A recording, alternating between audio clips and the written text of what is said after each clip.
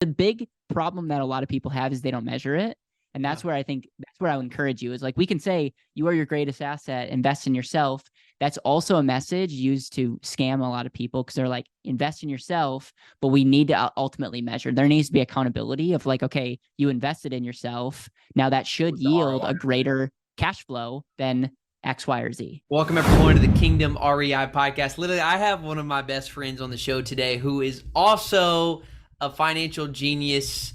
He's helped so many folks really become financially free and as well as just get their money right. And so today we're going to talk about how to get wealthy, how to become wealthy, and not just how to become wealthy, but how to sustain wealth. And I'm really excited about this episode today, and I'm so grateful to have on my guest, Caleb Guilliams, with me. What's up, my man?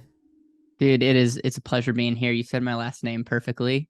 I know you second guessed yourself right at the very end. No, I didn't could hear it actually. in your I feel like voice, I'm but getting confident enough. No, actually, I said, wait, actually, does it have an S on it? Because I know how many times I've said it wrong. I'm like, oh man, I think I crushed it this time, but it doesn't have an S, so I'm glad. Let's go. It rolls I naturally. appreciate you so much. And I think this is anyone that knows you knows that you're like a walking hype man and you are full of life. And I'm just excited to be here. My energy is already up because of how you show up, dude. So everyone that's listening or watching, I hope that this is extremely valuable and life-giving. Guys, it will be extremely valuable. This is going to be more like a masterclass today than probably an interview. And so I just would say, wherever you're listening to this, turn the volume up. If you can take notes, do that. If not, you'll probably want to come back to this episode and take notes, listen to it first, then come back and listen to it again. And I know we only have till the top of the hour, so we're going to jump in here. But let me just pray for us. So, Father, thank you. Thank you for Caleb. Thank you for saving his life. Thank you for just his mind and the way that he wants to redeem finances, and he's not scared of money. Thank you for that. Thank you that you've given him a new mindset around money and just how much freedom that can bring to us today. God, would you renew our minds today? Would you renew our minds about money and finances? God, set us on a path to greater financial opportunity and margin for your name's sake, God, to see the kingdom flourish. We pray this in Jesus' name. Amen. Caleb, if folks want to hear your story, we've done an episode before, and so I'm just going to ask you to quickly, just summarize that, and so we can kind of get into these 7 frameworks today. Just tell folks a little bit kind of who you are today and really what you're doing at BetterWealth. Yep, from Wisconsin, worked at a bank when I was 17, took over a bank's investment department when I was 19 years old. Learned a ton about money. At 21, I left the bank to start BetterWealth, and 6 years later, believe it or not, BetterWealth serves clients in all 50 states. We have coaches in all time zones. We use the power of the internet to not just educate, but to coach and serve clients. We have an insurance arm where we do overfunded life insurance set up for people. That's what we're best known for. We have a tax company where we do tax planning and bookkeeping for entrepreneurs. We have an RAA where we can do managed assets for people that have stock market-based investments that want someone to manage that. And then we have a coaching business, and how we talk about the coaching business is it's like a virtual family office for 6 and 7-figure entrepreneurs. So there's a lot of amazing entrepreneurs that there's a lot of amazing people that are helping the super wealthy 7+ 8-figure. And I just think there's a huge need for the entrepreneur that's making good money, but it's not keeping it well. So those are kind of where we are today. And I'm grateful because I get to talk to people like you about frameworks and mindsets and hacks to save more and keep more.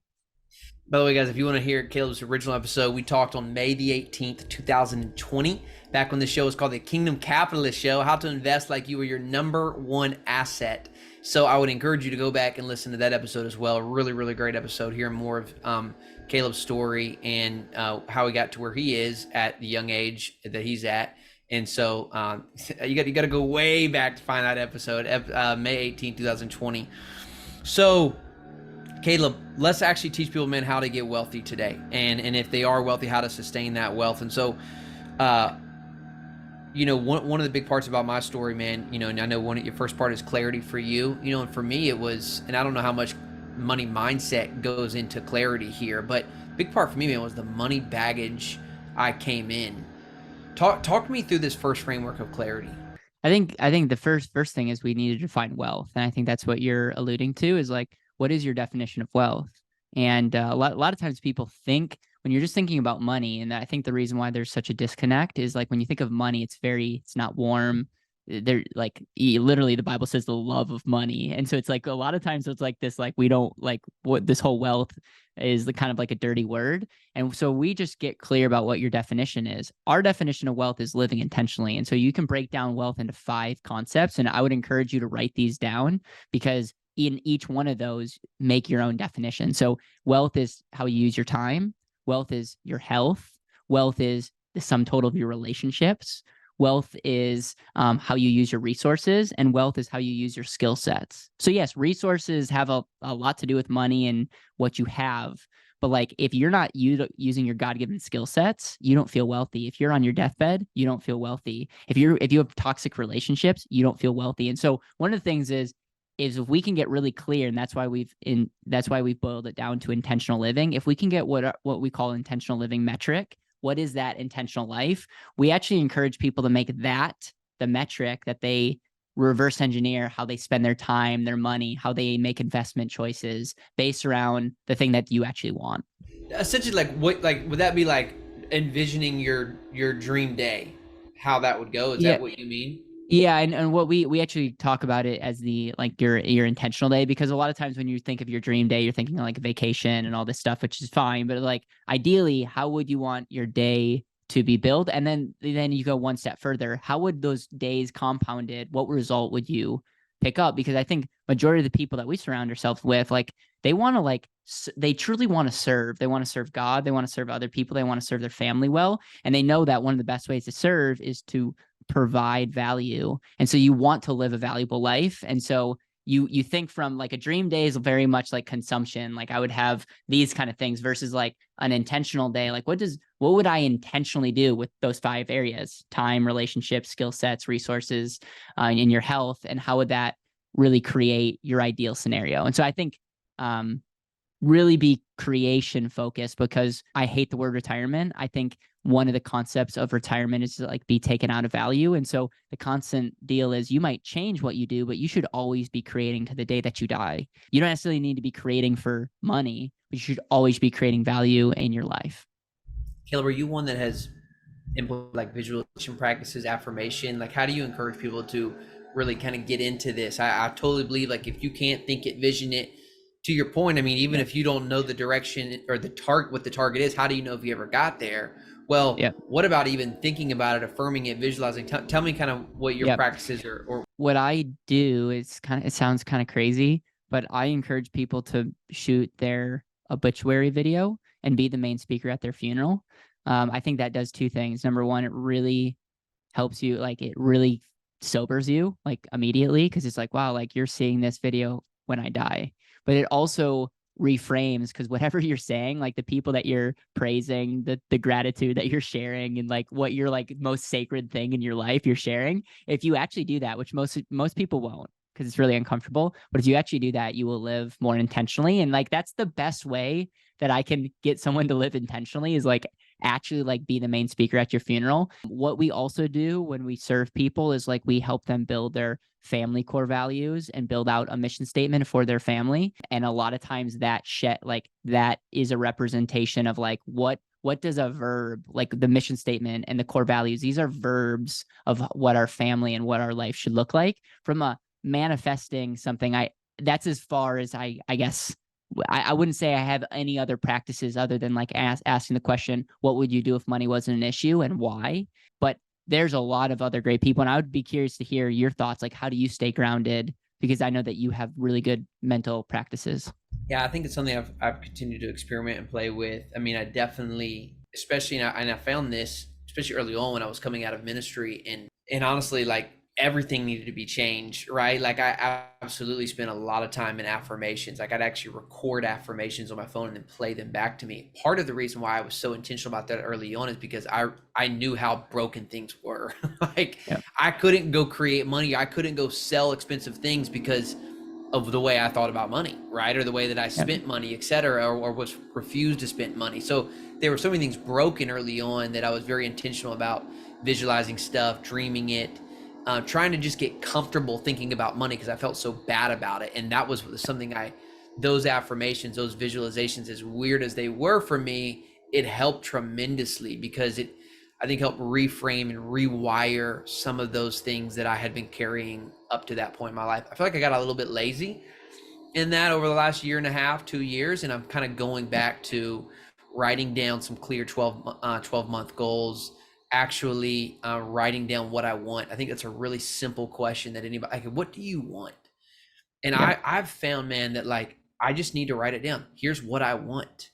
And then think about, hey, are my goals in line with what I want? Right. And so that's been really key. And then a buddy of ours, Joey, he sent me what he does, and he's got some pictures and stuff, like actual visualization. And I'm trying to implement some of that, coming back to some of that. So it's been a journey for me, Well, kind of off and on. just to capitalize on what you said, is like you get clear on what you want, and then it's just figuring out what kind of cash flow do you need coming in to finance that. And again, like you first of all start thinking very scarcity minded. It's like, what do I need to survive? But the more you dream, you realize like the more cash flows coming in is just going to go right back out. You're going to be giving, you're going to be super generous and all these things. And so you need to start somewhere. But like that's where like we can only get clear. Like if you I can't help someone if they don't know what they want, because it's like, man, I can help you maximize cash flow and all these exciting things, but like, what is the end result? And so the most important thing is to start somewhere. But at the end of the day, we're not trying to retire. We're trying to finance your intentional life now and into the future. And that's good. Like that's the goal, not a defer delay for a to your point, someday. man, I feel like there's so much anxiety around this because like it's such a moving target. And if you don't have something, it's like, well, retirement. Well, like it's so vague, right? Like how much do I need for retirement? Like that's why I hate the traditional approach. That's why I love talking to you about this idea of cash flow and having a number, because if your goal is just retirement and financial freedom, like that target moves, right? Like 3 million was enough maybe 10 years ago. It's not enough today. You need what? Maybe more like 5 to 6. Well, I can guarantee in 10 or 15 years, 5 or 6 won't be enough, right? So like it's the anxiety of the not knowing, I think, is what scares people a lot. And so this is really why I want to get into this. And so your second framework, guys, and I don't know if we'll get through all of these. I'll list them all out here. You have clarity, cash flow ratio, consumption, savings, invest, risk management, and legacy. And I want to get through as many of these as we can today. But I know that first one, I have a very, I'm not as smart as you, so I just have 3 steps.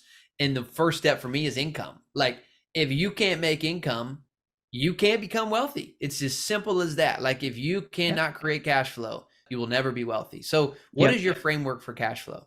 So the first step of clarity is getting clear about where we want to go, but really that's fluff. It is. And so step number 2 is like, okay, the money framework starts, you have to create something, and that's cash flow. And think of money as like the blood of a economic system. Like if you don't have cash flow, the economic system will shut down overnight. Your business will shut down. If you don't have a flow of cash, things aren't getting paid for. So the cash flow is just, I think of it as a tool to help finance what you're currently doing, and making money is just essentially a IOU for creating value.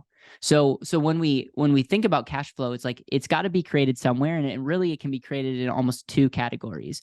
From your time. So cash flow can be created from your time. This is insert your skill set. This might be insert your network. This might be insert your time. And like, boom, you're making cash flow. And like a lot of people need to camp out there and figure out how to maximize their time, maximize their relationships, maximize their skill sets into making more money. But then there's also cash flow that's created by your resources, by what we call leverage. And these are things that are literally coming in, and it's not based on your good looks, your skill sets, your time, and even your network. You need cash flow to be created. Cash flow is created with value, and you can really create value in 2 ways: your time in that bucket, or in your resources. But at the end of the day, we have to understand that cash flow is a function of value creation, and it's the person that provides value and amplifies that value that will have more cash flow. So if you look at someone that has more cash flow coming in, you should be asking, how are they creating more value than me?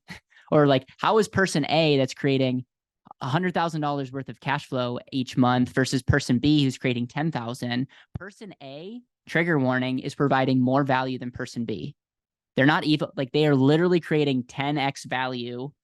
If you understand that cash flow is a scoreboard, is an IOU for value creation. So I'll let you share your thoughts, but at the end of the day, cash flow is the most important financial metric, and it can really only be created through time or resources, but it's a function of value creation.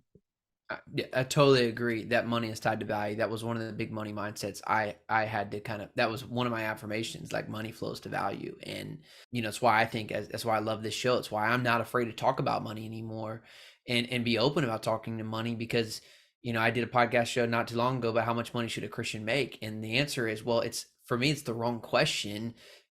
Because the answer, if I said, well, as much as you darn well can, you would say, well, that doesn't sound right. I was like, well, if the question was how much value should you bring to the world, you would say, well, as much as you darn well are able to, or else you are not fully truly serving God in your full potential. And who would disagree with me on that? No one. So if you say, well, money's tied to value, then the answer is still the same, right? It's the A equals C type kind of thing. So I love that. And I want to dive into something, but let me ask you about your framework of cash flow ratio before we get into something deeper, because you said some things there that I think have real practical application to our audience, but I want to understand kind of how cash flow and cash flow ratio work together. Yeah. So we understand that you need to make cash flow. Like cash flow is a function of value creation. Money follows value. So we got that. So then the next step, and this is like really profound. When you have cash, and I'm looking around, I actually don't have any cash on me. When you have cash, it only is capable of doing two fundamental things. And I'm telling you, Ellis, this is like a game changer. When you have money, it's only capable of doing one of two things. It's either capable of being spent or what I call consume, like it's your cost of living, and we'll break that down in a second, or it can be saved for a future consumption. So it could be saved for a year. Some people call this retirement. Some people, maybe it'll be consumed by your children or your grandchildren, but someday it will be spent, it will be consumed. And so your money is only capable of literally saving, which is a verb of just setting aside and hopefully investing and multiplying, or it's literally being consumed, which could be a function of taxes, lattes, paying for debt, paying for masterminds. This is a trigger warning, tithing. Like all that giving is actually a form of consumption because it's a cost of doing your life, and it's a choice that you're making. Like I'm a generous person. Well, that's a cost of doing your life. That goes into the consumption bucket. Whereas a lot of times, a lot of Christians are like, well, no, like giving is like sowing, it's investing. Correct. I'm just saying from an actual dollars and cents, like cash flow standpoint, it's going to finance a very generous life, but it's still like when you give $1, when you spend $1, when you pay the government $1, it's gone forever. And that's ultimately the cost of doing your life. So I know there's a lot there, but it's like create value and then ultimately know that there's only two fundamental things that our money can do after we create. And obviously there's infinite ways that we can spend money. There's infinite ways that we can invest our money, but those are the two categories. Yeah, really. So essentially it's now or future, right? I mean, that's the two categories, however you want to say it. It's like either it goes away now or, or you're putting it aside for the future. So, okay, that's helpful to know that. I want to go back a little bit back to the cash flow thing because, you talk about you have your time, you have your resources. Like, are you looking at your time? Are you looking at your resources? And I would just say this, that it's so interesting, not interesting. I'm even me too. I think I've even seen this in the last couple of years of what I've invested in and how much I've put personally into like assets, like our real estate deals, where I think I did that. So instead of I don't want to come off too harsh. So let me just talk about what I've done. I think I prematurely put too much money into our own real estate deals because I was not at the, or really, and he would say still not at the cash flow level that I want to be at to start investing. And I think, and I'd love to hear your thoughts on this. There's so much talk and conversation, especially as people are even starting their career or maybe in the middle of their career, Caleb, and they're doing, they're making less than $100,000 or maybe even depending on where you live, less than 120, 150. And we're starting, that's kind of big number. That'd be a nice salary, but I think it's still too early, depending on where you live in most scenarios. In most scenarios, $150,000 a year, I don't think we should be talking about investing yet. I think we should be talking about how do I take my resources and better leverage my time to make more income? What are your thoughts on that? Dude, I don't know if like you got this thinking because of me or just our mutual friends, because it's like what you said is very controversial and I could not agree more. That I'll make this extreme example. there is a young person who is literally making $20 an hour, super talented human being. And this person came to me and was asking about investing advice. And I looked at him and I said, you got to triple or quadruple your income. And then And it was quadruple a it again, different and then do it framework. again. Yeah. And didn't do and again, it's one of those, it's a, I believe that you are your greatest asset, and a lot of people are diversifying way too soon and diversifying their ability to create value, and they're not really going all in on the it factor that really makes all this thing possible. It's like it's like, I see this all the time with business. Like, you're crushing it in business, and then you go invest in a bunch of other things that you don't understand that actually distract you. So you're making less in your business, and versus like doubling down on the thing that you actually know. And we call this your investor DNA and all this good stuff. So I am a huge fan of doubling down and maximizing you before you diversify and invest in other things. And it's the biggest mistake I see people make in that are entrepreneurs, is they diversify too soon. Yeah. And it's because Robert Kiyosaki and other people have kind of made us obsessed with this concept of passive income, which is great. My question is, because you got to think about this from a framework standpoint, you have an input, and then you create value, and then you can amplify that value. Right. And my question is have you maximized the value equation? Right. And if not, then double down on that and only start diversifying and investing when you're like, man, I'm crushing it. And I actually have a problem of like, if I reinvested it, I can only join so many masterminds and so much education and all that stuff. So what I'm going to do is I'm going to then reinvest this money to leverage and create value. But like, if you're saying that the S&P 500 or even a syndication deal is going to get you more value than like doubling down on the thing that you're uniquely good at, you got to think through that. Then you're not valuable enough yet. Here's kind of how it came from me, and I think this might help some folks. Just talk about me. I just want to say one other thing. It's I've never heard someone in your position say this, because it goes directly against their thing. So I'm actually very like, that's why I think your voice in this podcast is so important, is because so many people have agendas, and like this message is threatening to so many people in my boat and in your boat, because it's essentially saying like, we don't want your money. Widgets. Yeah, totally. Well, also just have realized over the last couple of years, there's so many more people that have a lot of money that can invest with me, that like, when you're, it's like, this is not even the group. Like, I don't even let this group of folks invest with us anymore. Right. It's like, you're not at this threshold. Sorry. You need $200,000 for us to even have a conversation about investing. But I think for me, man, and this is, I think this will help a lot of people, is that, when I started, I think we all, as someone who's being prudent, is thinking about the future. Like, I want to make sure I have enough to take care of me, my family, etc. Especially when I can't work as hard or whatever. And so it seems like the prudent thing to do to invest in assets, because assets is how we ultimately build wealth, which I agree with. But what I realized is that, what's actually more valuable when you need to make money than investing in assets is having profitable skills. Because if you can develop tried and true profitable skills when things get tight, you really actually can't go to your assets, because your assets are locked up. Like, I can't just go, like right now, if we need the money, I just can't go sell my real estate deals. I actually can't even go get a loan on those real estate deals because they're a syndication, and so other people's are money. So like, they're locked.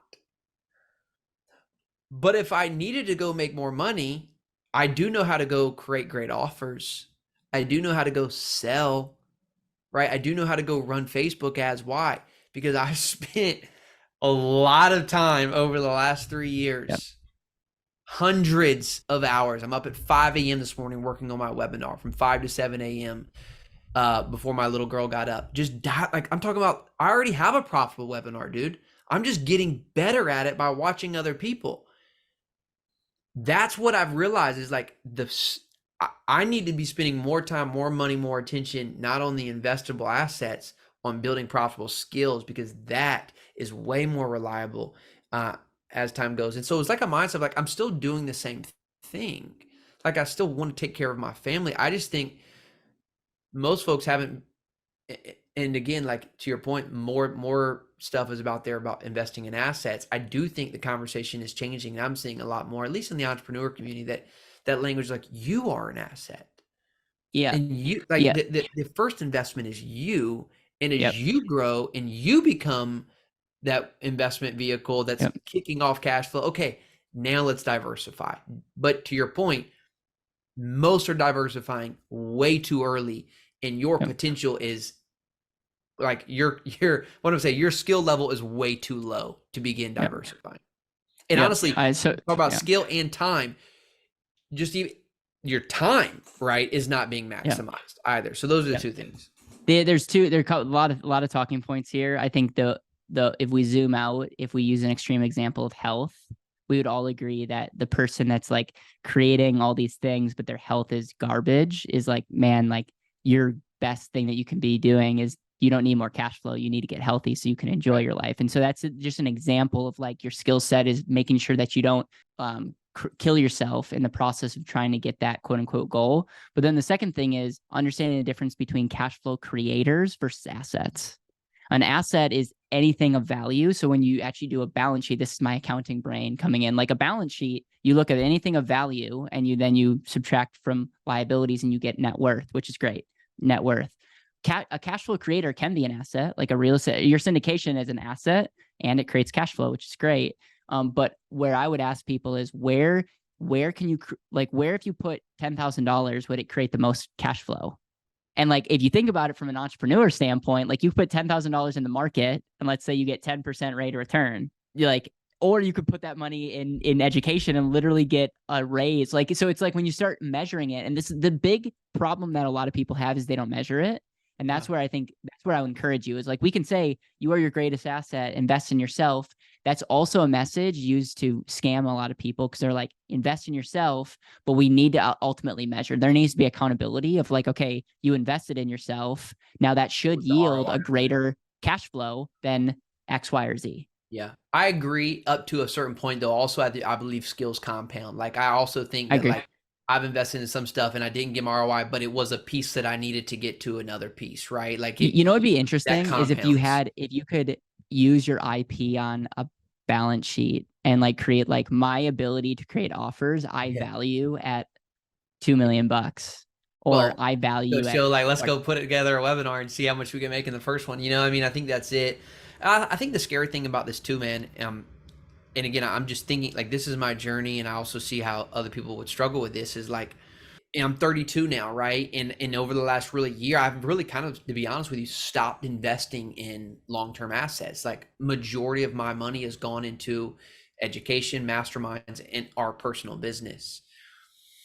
And I mean, I still feel like I got a lot of time. 32, like, okay, I'll keep doing this till 40 till we figure it out. Like but even that, so even saying that 40 for me feels like, oh, I better start investing for the long term now, or I'm gonna run out of time. But I think that is another mindset too, is like that 35, 40 mark starts pressing on people, and they're like, man, I'm gonna run out of time. And the reality is, how many people do we know, bro, that in their 40s and 50s they created that business that 100x their wealth? And it's like, I think we get in this hurry mentality because that's what it's like. It's like being 32 and a woman, and you ain't married yet. People are starting to ask questions. It's like, it's the same thing. It's that same pressure. It's not spoken, but it's there. And it's like, hey, still though, like, the faster track to building wealth, in my opinion, is not, it's like, no, the skills, the network. And I don't want people to feel like they're running out of time because you're pressing 40 or you're pressing 50. Dude, I've still seen amazing businesses, multi-millionaires be built in their 50s. If we're playing an eternal game, so if you're a believer watching this or listening to this, it's like, dude, retirement is not biblical at all. And if we go back to let's take out the word money or cash flow and talk about value. Pray to God, like, where can I provide the most value? If God is like, hey, put your money in the market because that is actually going to yield the most value for the kingdom, great.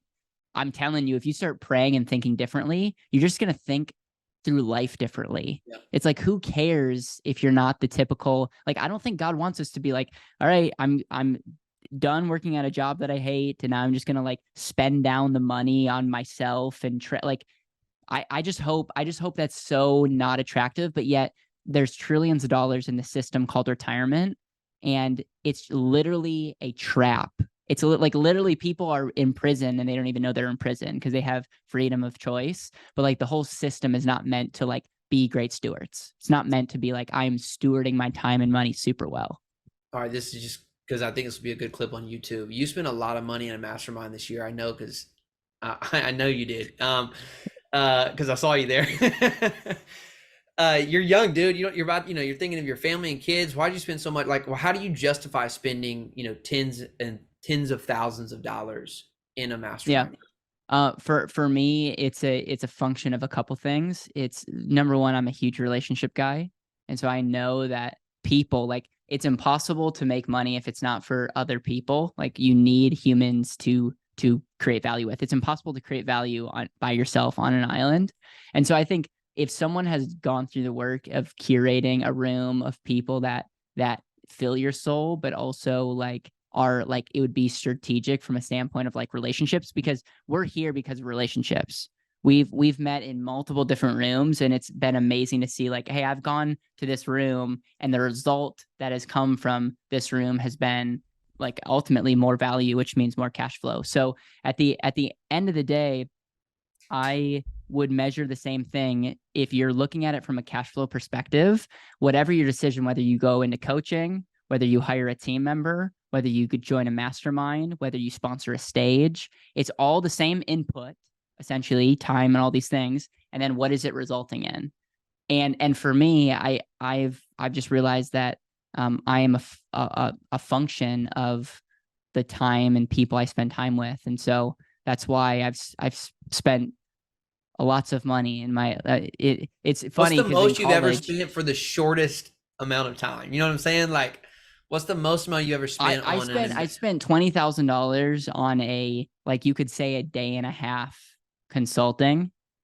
And it's more than that, right? Because there's that relationship, but like the ultimate investment was we're doing $20,000, and we spent a day and a half with a human who tweaked a couple things in our business, and I could easily result in $500,000 that came as a result of those things. And what did that guy teach you, or that girl teach you? Their skill was so Garrett's a friend of mine now, but Garrett Gunderson built things like he built Wealth Factory, which is a business model that I wanted to learn from. And he literally shared the system of how they use stages, how they build workshops, how they built their coaching model, and how they've scaled it to 7 to 8 figures. And so being able to come in, share what we want to accomplish, and then instead of trying to figure it out the next 5-6 years, saying like, this is what you need to do. Yeah. We were in a place, it wasn't just me, I had our leadership team as well. We were able to be like, okay, we get it. And that ultimately being on the same page resulted, but it's like, it's tough. This is why it's great, because that same, like, I wouldn't necessarily recommend you to do that, because we were really specific on like, this is what we want to learn. So we went to the person that had that knowledge that day was super valuable, but it wasn't like a rah fest. It was literally given the inputs that helped us get to where we want to go. Well, to my point, to prove our other point, specific knowledge, specific skill for a high valuable or a high profit venture. I mean, talk about Garrett as being someone who, like, the dude can charge $20,000 for a day and a half. Multiply that if he did that. He doesn't have to work every day if that's all he did.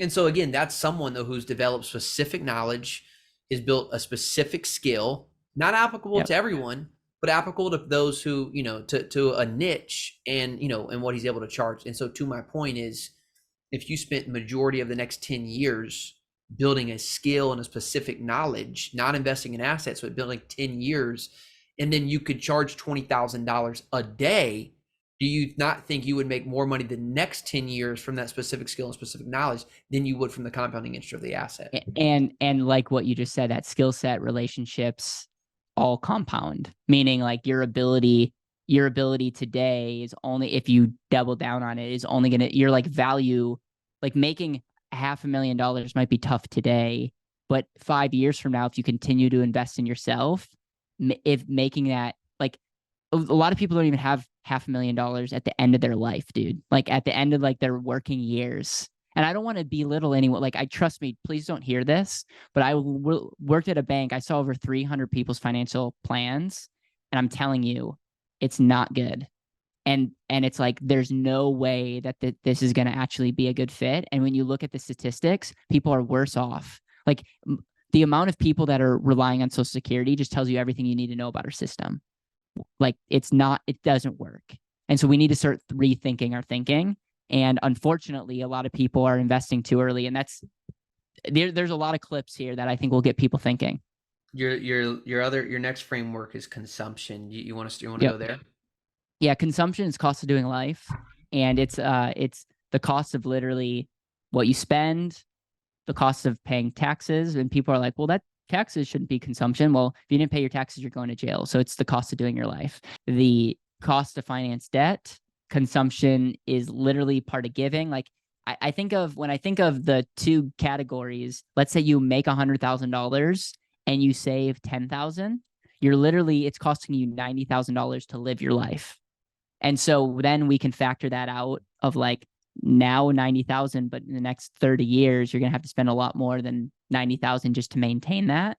And so that for me is like, I look at how someone's living their life. And so there's really three things when you look at consumption that can move the needle in someone, because I'm looking at how to optimize. I don't want to tell you to give less or live differently if that's truly aligning with what your intentional life is. I don't believe in the skimping and I don't believe in that. It's like, figure out what intentional living looks like. And you might be spending money on things that aren't aligned with your values. A lot of people are. Subscriptions that literally suck your energy and value of creating value. It's like, maybe it's driving cars that you're literally just getting to impress people that you don't even care about. And so there might be things that when you audit, you're like, man, this is not aligned with my values and intentional living. But then the other two categories are you overpaying on taxes?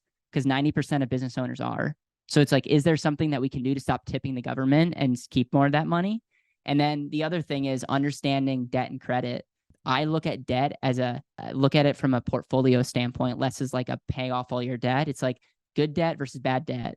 Good debt increases your net worth, increases cash flow, and reduces your risk. Bad debt does the exact opposite. And so we do those three things: track your money, and are you spending your money on what you value? Are you overpaying the government?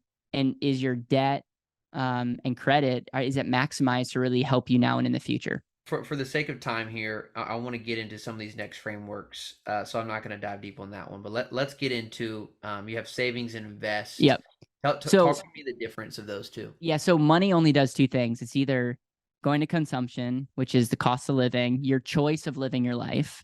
And then if it's not consumed, it's saved, which is a verb. But then once you save money, you invest. Investing is like essentially intentionally trying to multiply or steward your money.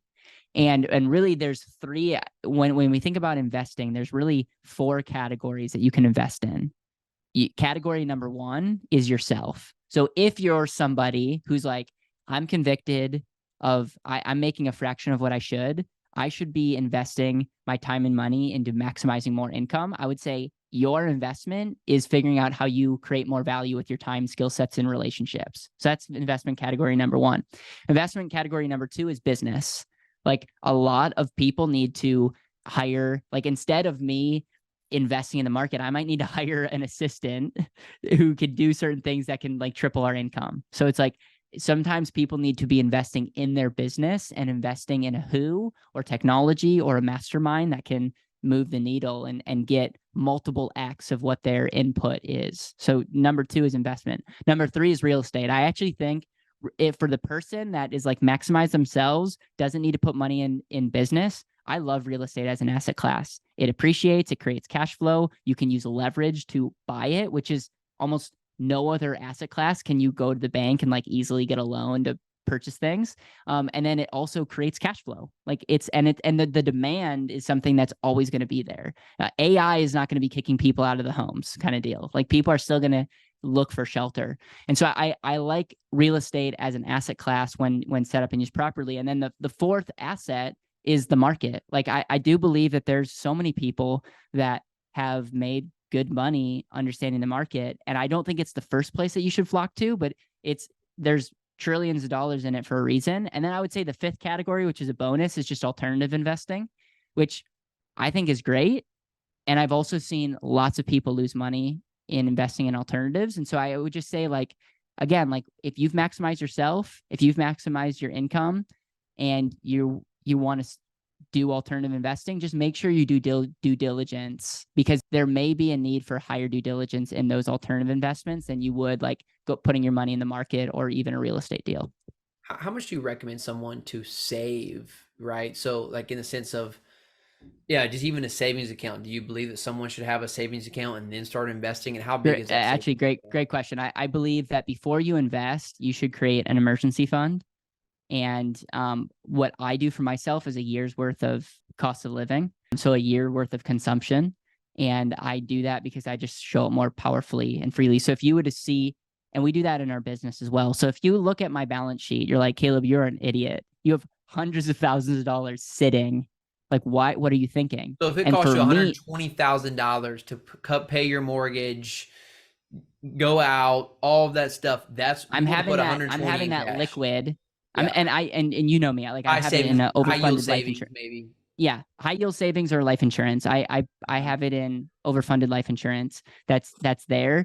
And then on top of that, I now then invest, but I want to make sure that I have a target reserve, an emergency fund. And sometimes people choose. Some people are like, I have 3 months. Some people are 6 months. It's for me, because I'm an entrepreneur and there's roller coasters. I prefer, with a mortgage, with a wife, with future kids, like I want to have a greater reserve. And that's just a choice that I'm intentionally making, because I believe I'm my greatest asset, and I just sleep better and show up more powerfully and more present on this podcast, because I don't have to worry about next month's mortgage, no matter what the business is. Like, we're doing great now, but if we weren't, I wouldn't be like anxious. So if you dip into that, let's say you get to 80% of that, then as you start to recover, that's the first thing you're investing back into. You're gonna get that back up. Yeah. So, and that's again, like, it seems slow, it seems not fun and sexy, but I'm telling you, it's a lot of investors, like Grant Cardone, his cash is trash. And it's like, okay, I'm okay having some cash.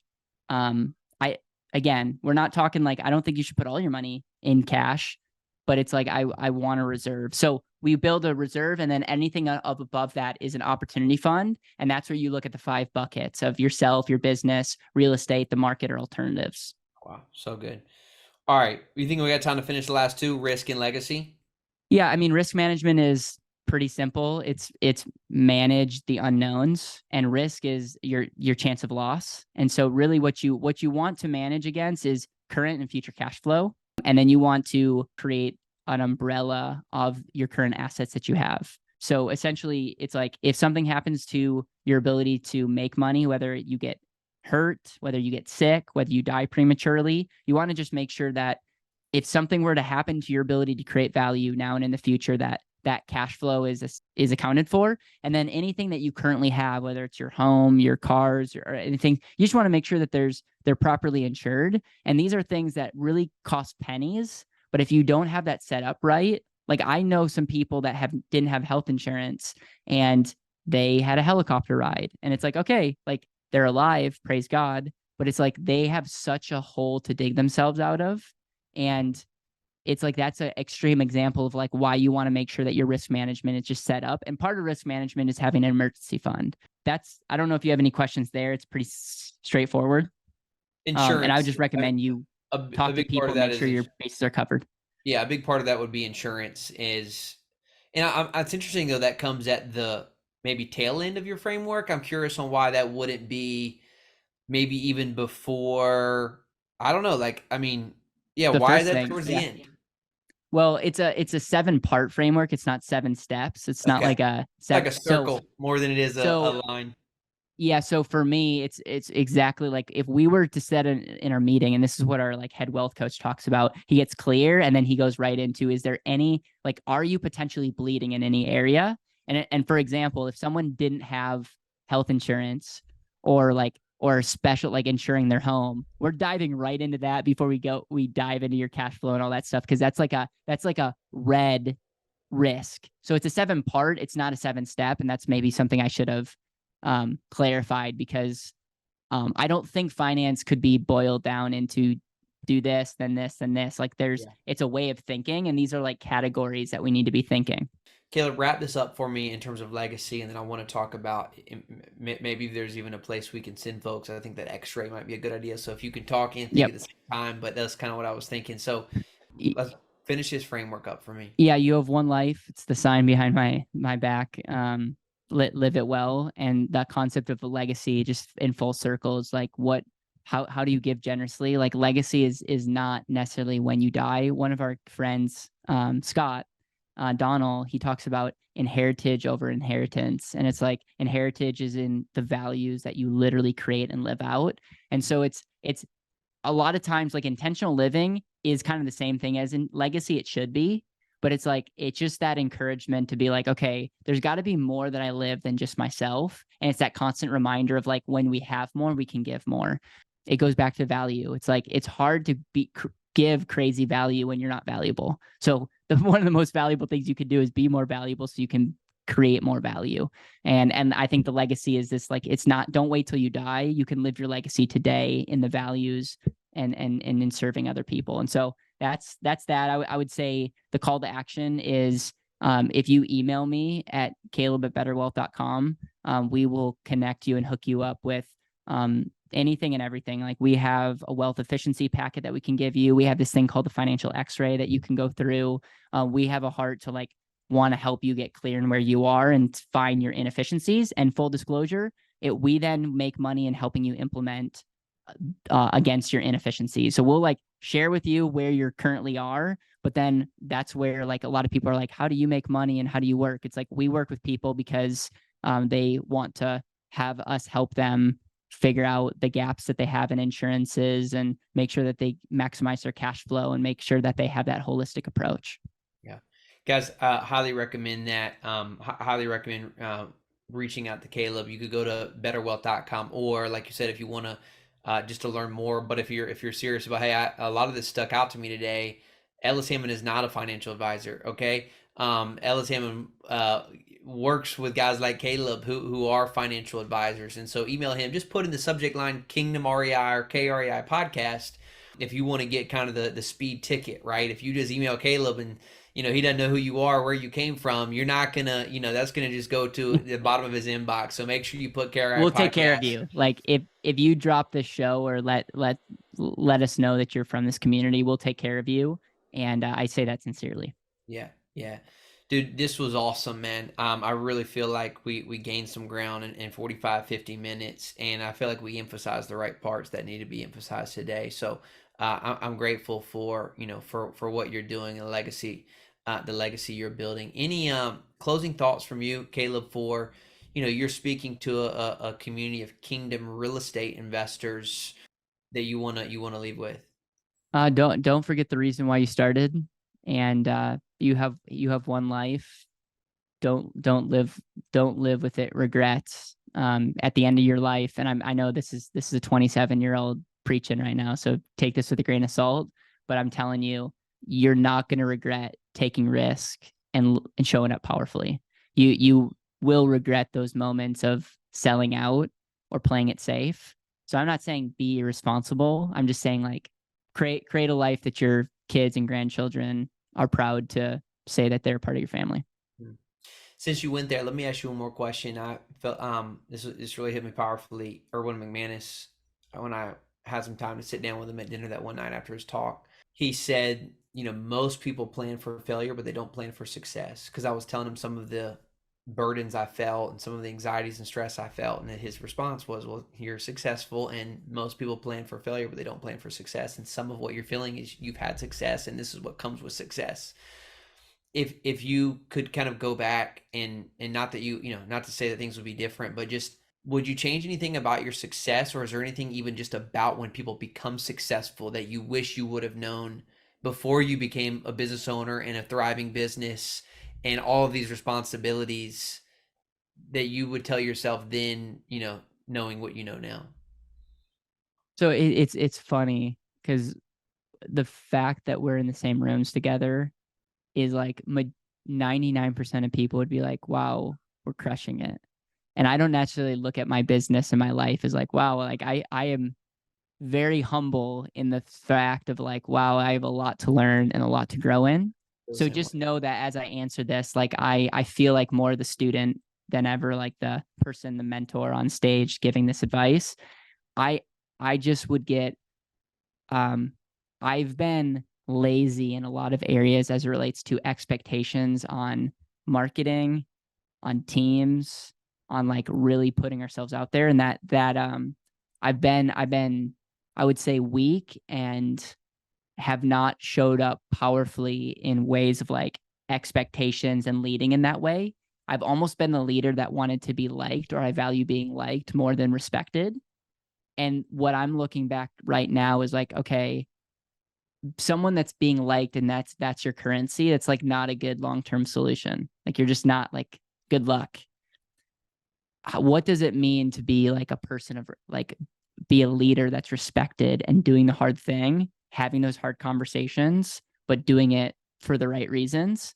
And I would say that I've been talented enough and we've done enough good to get us to where we are. But as I look back, I'm like, okay, the person that I need to become and live is the person that needs to like literally put to death this concept of wanting to be liked and really step into being the leader and entrepreneur that's respected by my peers, my family, in the marketplace. But that doesn't mean that everyone's going to necessarily love me. Yeah, that's good.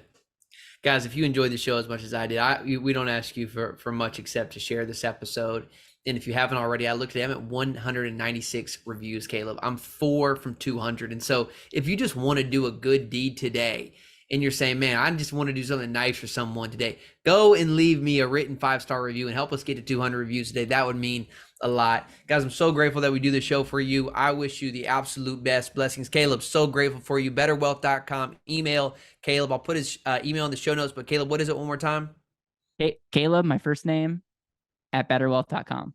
Caleb with a C at BetterWealth.com. Grateful for you, brother. See you next week, everybody.